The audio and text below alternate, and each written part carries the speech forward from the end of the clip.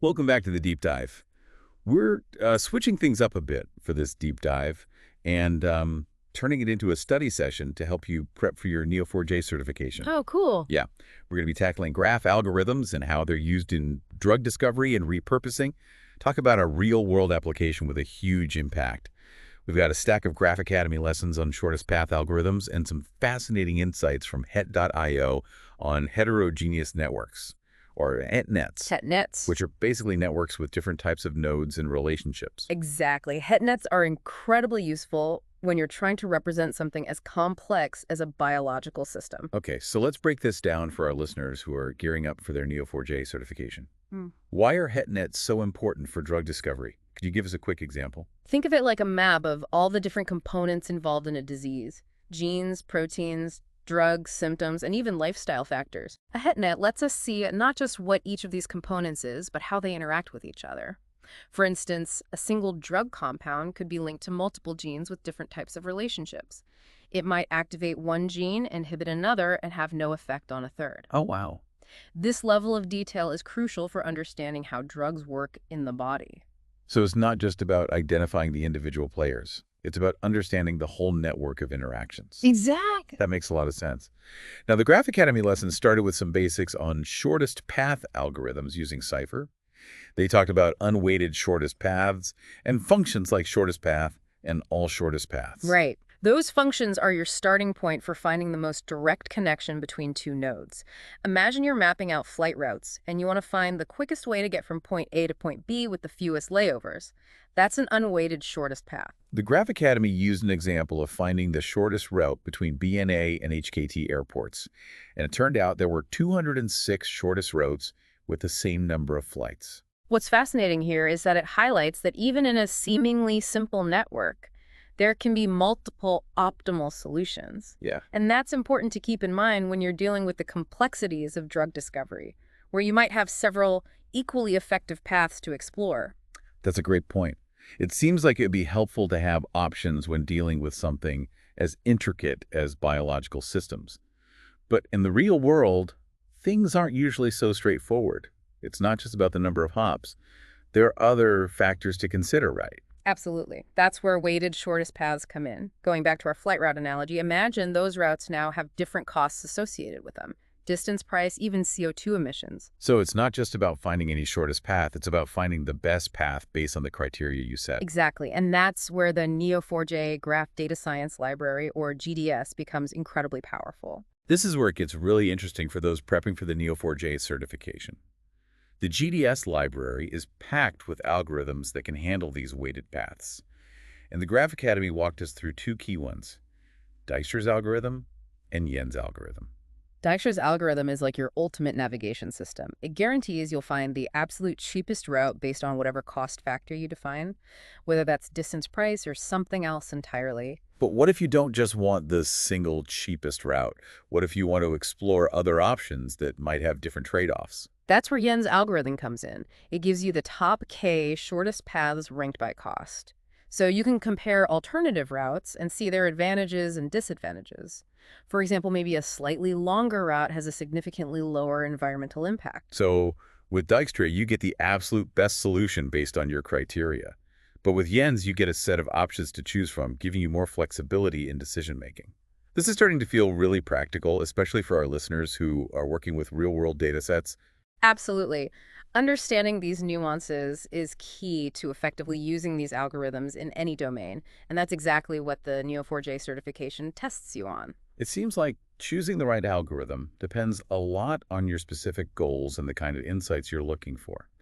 But before we dive deeper into those algorithms, I want to circle back to HetNets and see how they connect to this idea of weighted paths. Sure, let's explore that connection. When we're talking about weighted paths in a HetNet representing drug discovery, what kind of costs might we be considering? And how would those costs help us make more informed decisions? That's a great question. When we apply these algorithms to drug discovery HetNets, the costs we assign to the relationships can represent all sorts of things depending on what we're trying to optimize. For instance, if we're looking for a drug that directly targets a specific protein involved in a disease, we might assign a low cost to interactions that have strong binding affinity. On the other hand, if we're concerned about minimizing side effects, We might assign a high cost to interactions known to trigger adverse reactions. It all comes down to defining what's important for your particular research question. So it's like having a set of dials that you can adjust to fine-tune your search depending on your priorities. That's pretty powerful. Now, thinking back to the Graph Academy examples, they used Dijkstra's algorithm to find the shortest route between CDG and LIS airports based on distance, and then used Jens to find the top 3 shortest routes considering alternative paths and their added distances. Could we apply the same logic to a drug discovery scenario? Let's say we're using Dijkstra's algorithm to find the shortest path between a disease protein and a drug compound. What would that shortest path represent in this context? In that scenario, the shortest path would likely represent the most direct chain of interactions leading from the drug compound to the target protein. This could be a series of binding events, signaling cascades, or other molecular processes. And then we could use Yen's algorithm to explore alternative paths that might involve different proteins or pathways, potentially leading to drugs with different mechanisms of action or side effect profiles. Exactly. It's all about having the flexibility to explore different avenues and compare their potential benefits and drawbacks. And remember, with HetNets, we're not limited to just looking at direct interactions. We can also take into account indirect relationships like the fact that 2 proteins might be involved in the same biological pathway, or that a certain gene expression pattern is associated with drug resistance. So it's really about leveraging the full richness of the data to make more informed decisions. Now, earlier we briefly touched on community detection algorithms. The Graph Academy hinted that these algorithms can be used to identify groups of genes that are highly interconnected. Could you elaborate on how community detection fits into the bigger picture of drug discovery?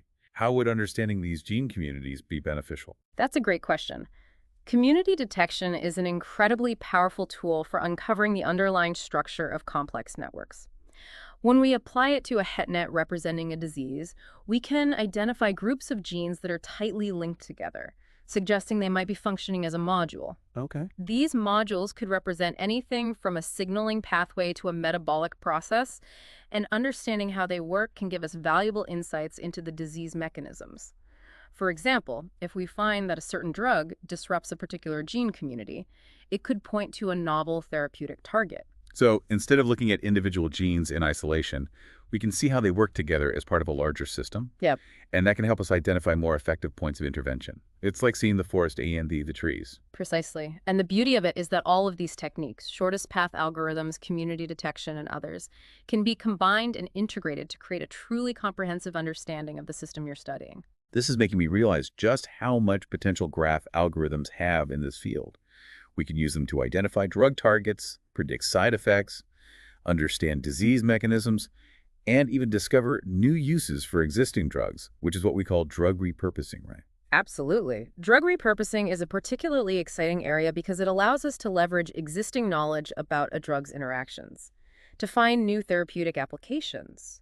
This can significantly speed up the drug development process, which is typically very time-consuming and expensive. And potentially bring treatments to patients much sooner. Could you walk us through a real-world example of how graph algorithms could be used to find new uses for existing drugs? I think our listeners would appreciate seeing this in action. Sure. Imagine a drug that's already approved for treating high blood pressure. Now let's say researchers discover that this drug also interacts with a protein involved in a completely different disease, like cancer.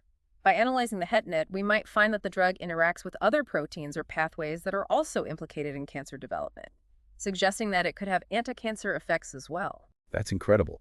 So even though the drug was originally designed for a different purpose, by understanding its interactions within the broader biological network, we can uncover hidden potential and possibly find new ways to use it. Exactly, and that's just one example. There are many cases where drugs initially developed for one condition have been successfully repurposed to treat others.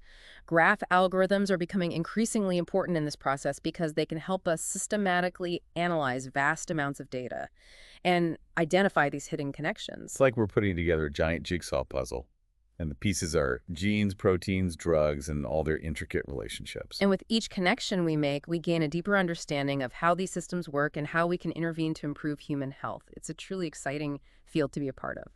So you mentioned that HetNets allow us to capture not just direct interactions, but also indirect relationships.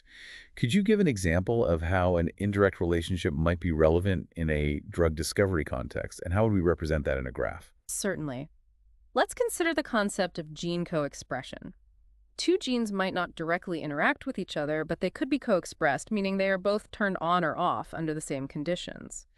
This co-expression pattern could suggest that these genes are involved in a common biological process, even if they don't physically bind to each other.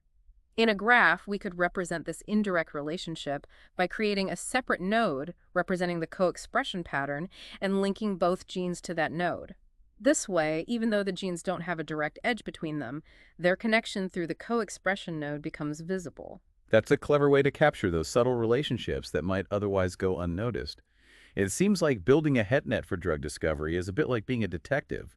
You have to gather clues from different sources and piece them together to see the bigger picture. That's a great analogy. And just like a good detective, you need the right tools to help you analyze the evidence and draw meaningful conclusions.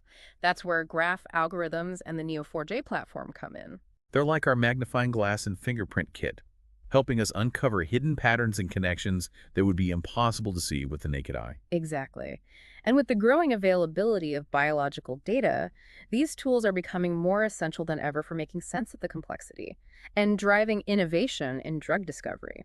So for someone preparing for the Neo4j certification, what are some key takeaways they should remember about het nets and their application to drug discovery? What kind of questions might they encounter on the exam? Well, for starters, the certification might ask you to choose the most appropriate algorithm for a given drug discovery scenario. For example, would you use Dijkstra's algorithm or Yen's algorithm to find potential drug targets for a specific disease given certain constraints? You might also be asked to explain how different graph concepts like shortest path, centrality, and community detection can be applied to analyze a het net representing drug interactions and disease pathways. It sounds like it's not just about knowing the definitions, but really understanding how these concepts work together and when to apply them. Exactly. The Neo4j certification is all about testing your ability to think like a graph data scientist. You need to be able to see the connections, understand the relationships, and use that knowledge to solve real-world problems. This has been an incredibly insightful deep dive. We've gone from basic shortest paths in Cypher to mapping out complex biological systems with het nets and the GDS library. My mind is officially buzzing with all these new possibilities. It's amazing how much we can learn and discover when we start seeing the world through a graph lens, isn't it? It really is. And for our listeners who are on this Neo4j learning journey, what are some key takeaways they should keep in mind as they continue their prep? First, I'd say don't be intimidated by the complexity. Start with the basics like shortest path algorithms and gradually build your knowledge from there. The Graph Academy lessons we talked about today are a fantastic foundation. And don't forget about het.io. It's a treasure trove of information for exploring the power of heterogeneous networks in drug discovery. Second, always remember the why. Why are you using these algorithms? What problem are you trying to solve? Keeping the real-world application in mind will help you choose the right tools and interpret the results in a meaningful way. And lastly, don't be afraid to experiment. Graph algorithms are incredibly versatile, and there's always something new to learn and discover. Play around with different algorithms, explore different data sets, and see what insights you can uncover. That's the spirit. This field is constantly evolving, so stay curious, keep exploring, and never stop asking questions. And if those questions lead you down a fascinating rabbit hole, well, that's what the deep dive is all about. Exactly. We're here to guide you through the complexities and help you find those aha moments along the way. So to wrap things up, we encourage you to check out those Graph Academy lessons on shortest paths and explore the HitchNet resource. There's so much more to discover. We didn't even get to talk about centrality algorithms, which can identify the most influential nodes in a network, or link prediction algorithms that can predict future connections based on existing patterns. Think about how those could apply to drug discovery. You could use centrality to find the key proteins driving a disease or link prediction to identify promising new drug targets. The possibilities are mind-blowing, and we haven't even scratched the surface of what graph technology can do. We've just given you a taste. Now it's up to you to go out there and explore the world of graphs. Keep those questions coming. We love diving deep with you. Until next time, happy learning.